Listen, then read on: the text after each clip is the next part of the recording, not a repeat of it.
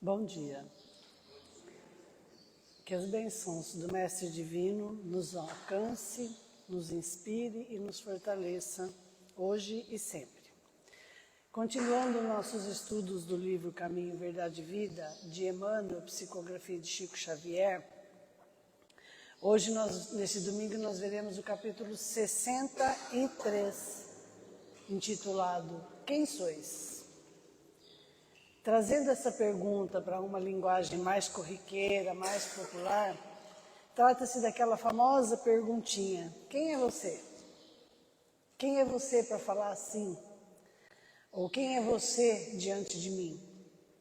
Perguntinha essa que geralmente nós fazemos para os outros. E não existiria problema algum se essa pergunta fosse feita com mais frequência para nós mesmos. Quem sou eu para falar do outro? Quem sou eu para julgar o outro? Vejamos que, se nós fazemos essa perguntinha para nós mesmos, mais do que para os outros, é sinal de que nós estamos atentos à nossa melhoria e ao nosso crescimento espiritual. Agora, se for o contrário, então nós estamos ainda presos a julgamentos, ao orgulho, à prepotência. E o versículo do Atos dos Apóstolos, que Emmanuel vai comentar neste capítulo de hoje, é muito interessante, mas para a gente entender este versículo inicial, nós precisamos primeiro entender quando ocorreu esse diálogo e qual é o contexto do diálogo.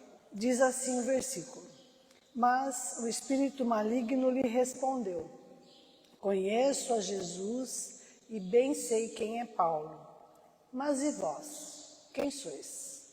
Está no Atos 19, 15. Tem um espírito maligno aqui nessa história e nós vamos então entender o que estava acontecendo.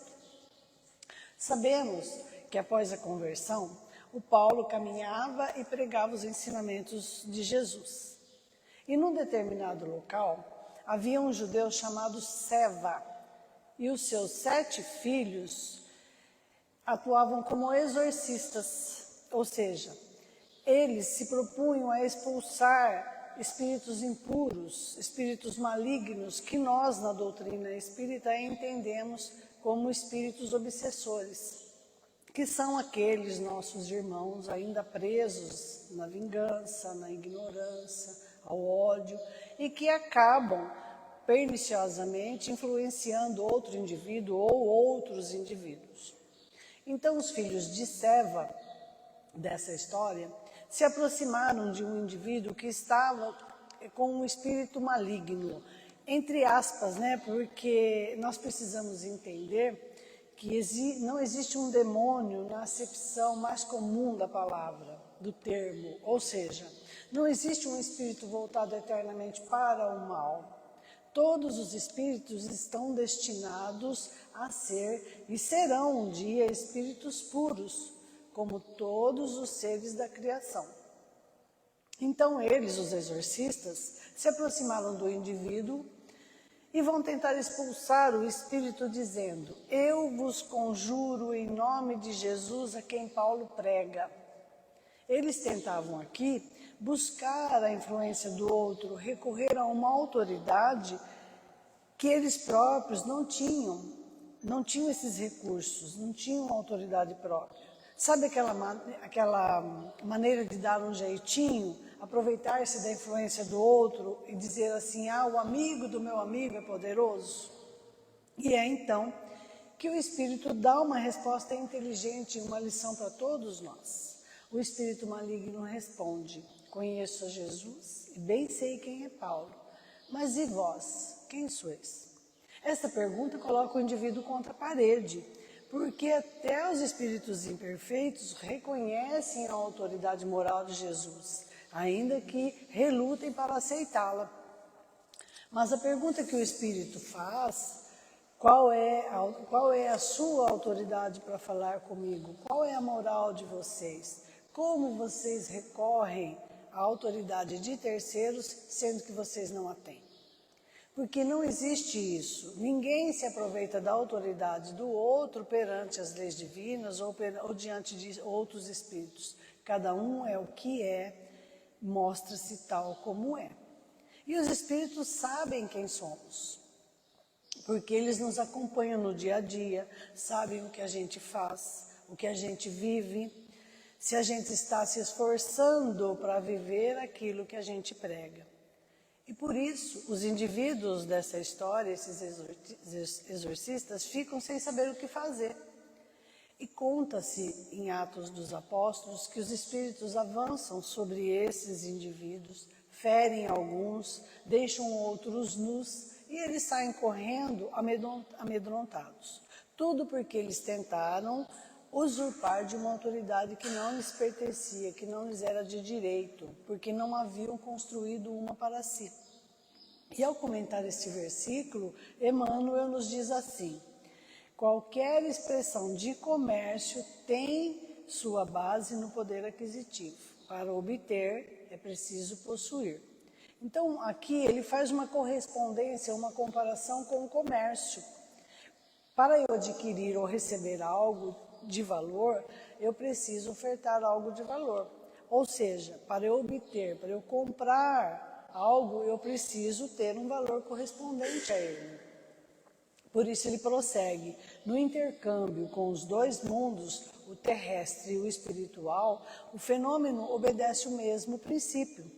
Então, o exercício da mediunidade ou o intercâmbio mediúnico é a mesma coisa, nós vamos ter a mesma regra de troca. Para receber algo de valor, eu preciso ofertar algo de valor. Se eu ofereço paciência, disciplina, dedicação, estudo, amor, eu colherei neste intercâmbio algo valioso para o meu progresso e para o meu desenvolvimento, para o desenvolvimento da minha vida e para a vida dos outros. Agora, se eu compareço ali com a pobreza do meu orgulho, da minha vaidade, do meu vazio, da minha pretensão, da minha ignorância, então eu vou colher nesta troca também algo que não tenha valor, algo de valor ruim ou que vai me fazer mal. Daí a expressão intercâmbio mediúnico, porque é uma troca entre os dois mundos e isto chama-se mediunidade. Conforme eu dou para o mundo espiritual, dele receberei. Quando o indivíduo vai brincar, vai satisfazer a sua curiosidade, buscar interesses pessoais, vai receber de retorno, naturalmente, algo que não seja valioso. Está sujeito a fascinações, a obsessões, a influenciação, ao engano, porque existem espíritos de toda espécie. E de acordo com o que a gente dá ou troca, a gente encontra. Por isso é importante a influência do médium, né? A influência moral do médium e também de todos os participantes de uma reunião mediúnica. E continua o benfeitor. Nas operações comerciais de César, requerem-se moedas com efígies, imagens, para identificar a respeito. Nas operações de permuta espiritual, requisitam-se valores individualíssimos, como os sinais do Cristo. E Emmanuel nos diz aqui, que ele fala que as operações comerciais de César são os nossos, no mundo terrestre, nós precisamos para fazer os intercâmbios, notas fiscais, selos oficiais, dinheiro, que nos permitem efetuar transações comerciais. E no intercâmbio com o mundo espiritual, nós utilizaremos os sinais do Cristo, que são o amor, bondade, a paz, a benevolência, a luz, a indulgência e a compreensão. Então, quanto mais rico desses valores do Cristo, desses sinais do Cristo, mais a troca será lucrativa no sentido espiritual. E Emmanuel nos lembra novamente, o dinheiro de Jesus é o amor. Sem ele, não é lícito aventurar-se alguém no sagrado comércio das almas. Vejam que comparação interessante para entendermos esta fala de Emmanuel. Quem é rico? Rico é aquele que ama, aquele que dá amor, que tem amor. Lembrando que mediunidade na doutrina espírita não envolve valores monetários, moedas, nem status, nem prestígio, nem fama, porque isso seria colocar a mediunidade à venda e seria um caminho certo para a perdição. Então, o versículo aqui estudado, nomeado, constitui uma benéfica advertência a quantos que, para o esclarecimento dos outros, invocam um mestre sem o título vivo da sua vida sacrificial. Quando Emmanuel fala de títulos vivos, é porque muitas vezes nós evocamos títulos mortos.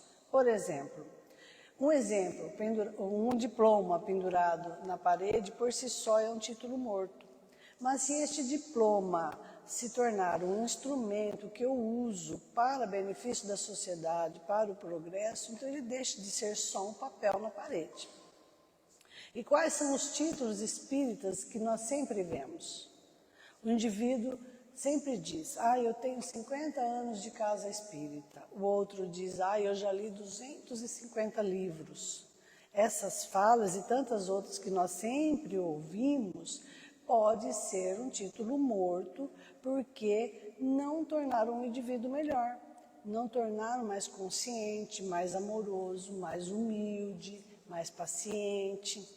Então, título vivo é aquilo que está expresso na nossa vida, é vivência, é aplicação. Mais do que palavras, mais do que diploma, ornamento, mais do que papéis. Título vivo traz autoridade legítima, reconhecida inclusive pelos espíritos inferiores. Vejam que no caso dos exorcistas, do início aí que nós vimos, os espíritos reconheciam a autoridade de Jesus, reconheciam a autoridade de Paulo, mas não daqueles espíritos, aqueles exorcistas que não traziam títulos vivos.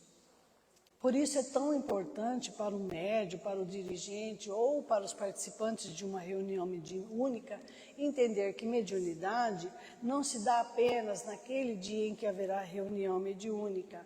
Ela é um compromisso de vida. Os espíritos nos acompanham e sabem da nossa vida.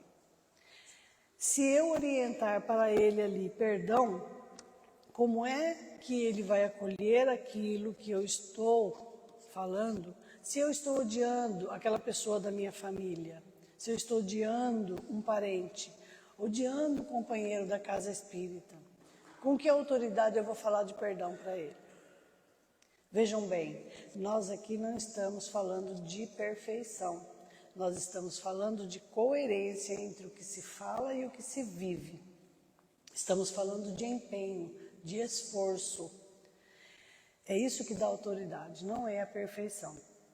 No Evangelho segundo o Espiritismo, no capítulo 17, item 4, Kardec define bem o que é espírito numa frase bem famosa, bem conhecida. Reconhece-se o verdadeiro espírita pela sua transformação moral e pelos esforços que faz para dominar as suas más inclinações. Então, por mais que sejamos imperfeitos, nós temos as credenciais do esforço, do empenho, do sacrifício, das lágrimas, do suor. E isso se reconhece. Continua Emmanuel. Principalmente no que se refere às relações com o plano invisível, mantende cuidado para evitar afirmações a esmo. Não vos aventureis ao movimento sem o poder aquisitivo do amor de Deus. Aqui o benfeitor nos adverte para que tenhamos cuidado com o que falamos, porque a fala deve estar minimamente apoiada na realidade de vida. Se falo de amor, de perdão, de misericórdia, de exemplos no âmbito do centro espírita, seria coerente lá no meu lar ou nas redes sociais eu espalhar ódio, xingar, agredir? Agora, quando as palavras encontram apoio na vida, elas são penetrantes, elas marcam e elas chegam ao coração. E continua o mestre. O mestre é igualmente conhecido de seus infelizes adversários. Os discípulos sinceros do Senhor são observados por eles também. Os inimigos da luz reconhecem-lhes o sublime valor. É o caso que vimos no início. O Espírito conhecia Jesus, acompanhou o discípulo Paulo, acompanhava e sabia do valor deles. Mas quanto aos irmãos que queriam expulsá-lo, ele sabia que não tinham autoridade moral suficiente. Então, quando vos dispuserdes, portanto, a este gênero de trabalho, não esqueçais a vossa própria identificação. Porque não adianta dizer, eu fui amigo de Eurípides Barçanufo, ou o meu guia é fulano de tal, ou cicrano, ou beltrano. Não adianta. Cada um tem a sua marca, que se dá, que isso que dá valor é isso que dá autoridade. É claro que sempre nós poderemos contar com aqueles espíritos que avançaram mais do que nós, mas eles não podem nos ofertar o que já adquiriram. Evolução espiritual não se passa de uma pessoa a outra, de um para o outro. É uma aquisição individual, cada um conquista a sua. E continua Emmanuel. Provavelmente sereis interpelados por representantes do mal que vos perguntarão: quem sois? Quem entra no caminho do Cristo, espere ser colocado à prova. Espere ser colocado contra a parede. Então, mais do que palavras, deverá falar a vida que levamos, deverá falar o exemplo. E esse é o único advogado que falha propriamente por nós. No mundo espiritual não tem como dar carteirada. Só existe uma autoridade legítima, que é a autoridade moral. Que possamos nos esforçar, nos enriquecer com este intercâmbio, seja com os desencarnados, seja com os encarnados, aqueles mesmo da nossa vida de relações. Vejam que interessante. Aprendemos hoje com um espírito, entre aspas, maligno. Nesse aprendizado, vimos que nenhum espírito é pura sombra, que nenhum espírito é só algoz. Há sempre ali alguma luz, sempre há ali um ganho, sempre há ali algum recurso, algum valor. E é nisso que os espíritos superiores investem. Precisamos ter olhos para ver e aprender sempre. E assim, veremos naqueles espíritos que parecem mais endurecidos, também os professores que podem nos ensinar. Precisamos ter humildade para perceber que todos, em todos, um irmão que tem algo a nos ensinar. Que Jesus nos ampare na caminhada, nos inspire, nos abençoe, que tenhamos um ótimo domingo e uma abençoada semana. Obrigada.